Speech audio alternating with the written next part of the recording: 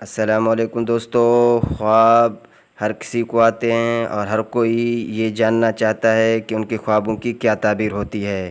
ہر کسی کے خواب کا مطلب مختلف ہوتا ہے۔ ماہرین کا کہنا ہے خوابوں کے پیچھے ایک پوری سائنس ہوتی ہے کہ جس طرح جاگتے ہوئے ہم ہر چیز کو دیکھتے اور محسوس کرتے ہیں، خواب بھی ایسے ہی ہوتے ہیں، لیکن اسلام کے نقطۂ نگاہ سے ہرگز اسی طرح نہیں۔ اگر کوئی شخص خواب میں شہد دیکھے تو اس کا کیا مطلب ہے، چلیے جانتے ہیں۔ اس طرح کے نصیحت آموز اور دلچسپ معلومات کے لیے ہمارے چینل SN مری کو سبسکرائب کریں اور بیل آئیکن کو پریس کریں تاکہ ہمارے نئے آنے والے ویڈیو آپ کو سب سے پہلے مل سکیں۔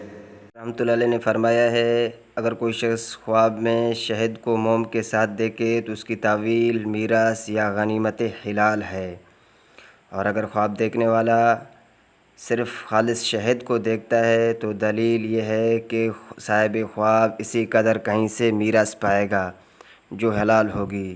حضرت ابراہیم کرمانی رحمۃ اللہ نے فرمایا ہے، اگر کوئی شخص دیکھے کہ اس کے پاس شہد ہے، دلیل ہے اسی قدر علم و دانش حاصل کرے گا، اور اگر دیکھے کہ اس کے شہد سے لوگ کھا رہے ہیں تو دلیل ہے کہ لوگ اس کے علم سے فائدہ حاصل کریں گے، اور اگر اس کے خلاف دیکھے تو نفع نہ پائے گا۔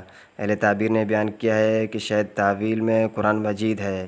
حضرت جعفر نے فرمایا ہے کہ خواب میں شہد 5 وجہ پر ہے: نمبر 1 میراث، نمبر 2 غنیمت، نمبر 3 علم، نمبر 4 قرآن مجید، نمبر 5 فراخی رزق، یعنی اس کے رزق میں اللہ تعالیٰ وسعت فرمائیں گے۔